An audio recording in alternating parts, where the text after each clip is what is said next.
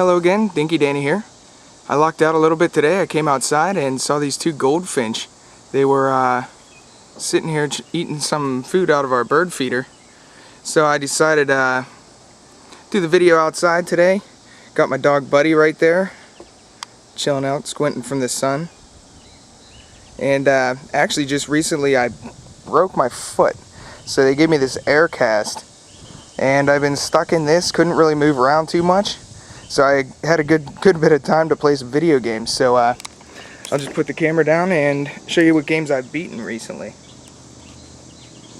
Alright, the first game that I beat is Super Mario Galaxy 2. I picked this game up on the day of its release, which was my birthday, played it for about a week straight, beat it, and absolutely loved it. If you haven't played a Super Mario Galaxy game, do yourself a favor, go out and get this right now.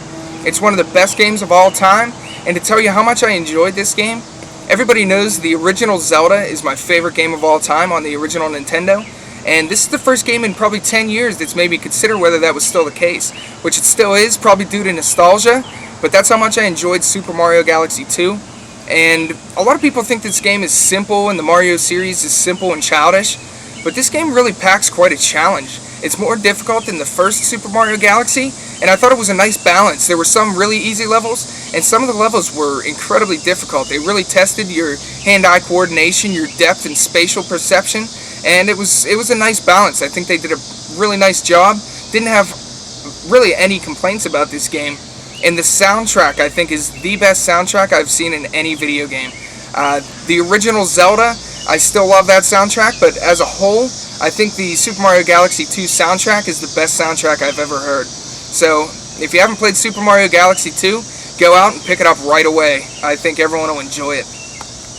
The next game I beat is on Xbox 360, and it's Halo 3 ODST. I mentioned about 2 weeks ago that I wanted to play doubles in multiplayer on Halo 3, and it wouldn't let me because I didn't download the map pack, the Mythic map pack, and I didn't want to pay the money just for the map pack. And I decided to go out and get ODST. It comes with all the map packs. I got it for about $15, so it wasn't that much more expensive.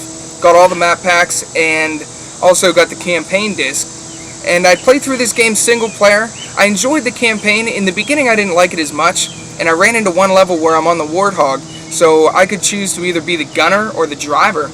And the AI was absolutely terrible. It was driving me off ledges. It would drive me directly into battles, so I'd be getting shot, and I got so frustrated. I seriously felt like throwing my controller at the wall. It really made me mad. The computer was so terrible, and I almost stopped playing at that, and I just forced through it, finally beat that stage, and after that stage it got a lot better. The music was pretty decent, and the campaign was okay afterwards. So I normally don't buy Halo for the campaign, but if you were going to get this one, the campaign's okay. It's nothing spectacular.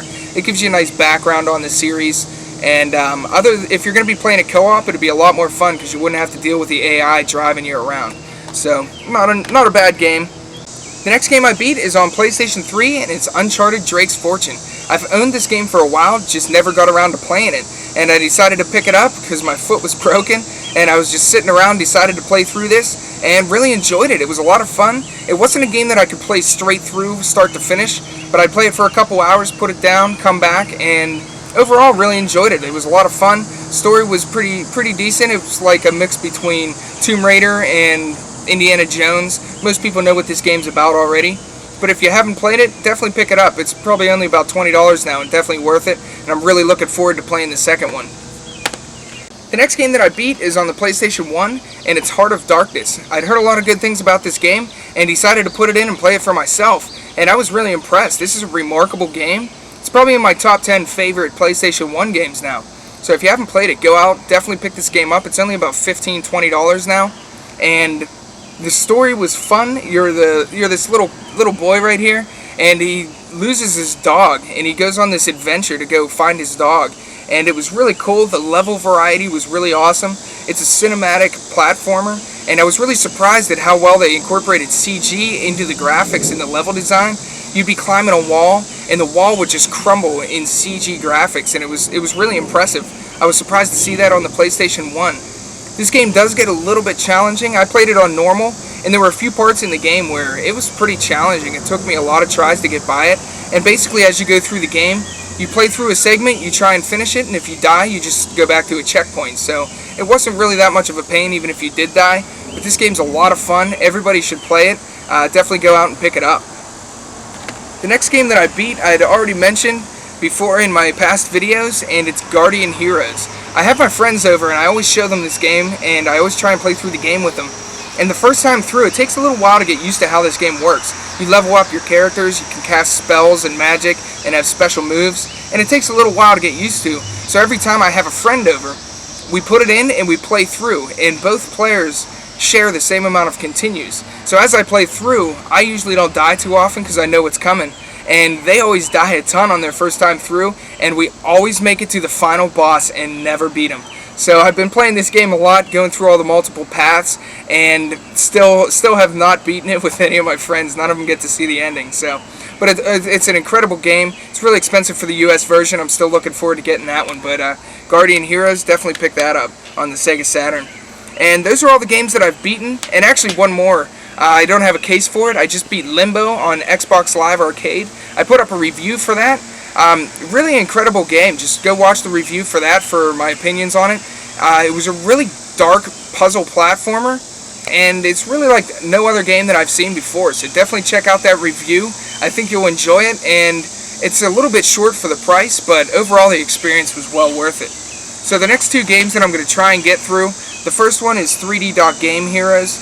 I played a little bit of this, and it came out right before Super Mario Galaxy 2, and I played about half of this game, and then Super Mario Galaxy came out, and I never went back to it. So I'm going to try and finish this up. I am going on a trip for a week out to Las Vegas, so I probably won't be playing too many games for the next week or two, but I'd like to get through that one. And then the next one I started up a little bit is Eternal Sonata. So once I get back from Las Vegas, I'll try and get through these two games, and I'll probably be beating a Nintendo DS game because I'm going to have a 5 to 6 hour flight there and back from Vegas, so that's a lot of time. I'll probably play a Nintendo DS there. Speaking of Nintendo DS, I also beat The World Ends With You. I forgot to bring the case out, but the game was really incredible. I was surprised. It's an JRPG, and how the game worked was unlike any game I've seen before. You'd use the stylus to move your character around, and you had like fashion trends and all kinds of weird, quirky stuff. But it worked out really well, and it was an impressive game. In the beginning, I started off a little bit slow. I got a little bit frustrated. I wasn't sure how to play the game properly. But once I figured out the controls and kind of got used to it, it was a lot of fun. I know a lot of people start the game and get a little bit frustrated. Continue on with the game, keep playing it. It really picks up and turned out to be a spectacular game.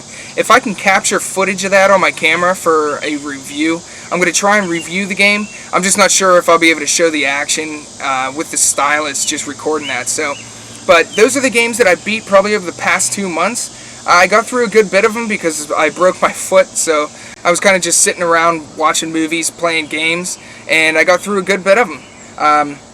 I'll be out in Vegas for the next week or so I probably won't have any videos coming up, but I figured I'd put this one up and let you guys know what I've been playing. So I'm Dinky Dana, and thanks for watching.